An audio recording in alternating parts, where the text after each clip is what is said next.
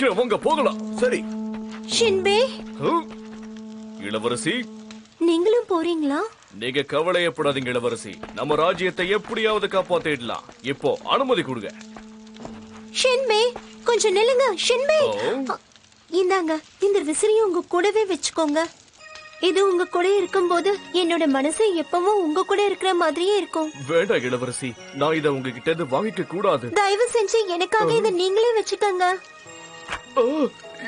என்னது இது? அம்மா, அதுல என்னமா எழுதி இருக்கு? அன்பு. அன்புன்னு எழுதி இருக்கா? அவ அவர் மேல எவ்வளவு அன்பு வச்சிருக்கான்னு காட்டுது.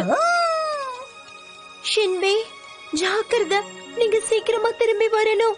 இளவரசி. ஷின்பே.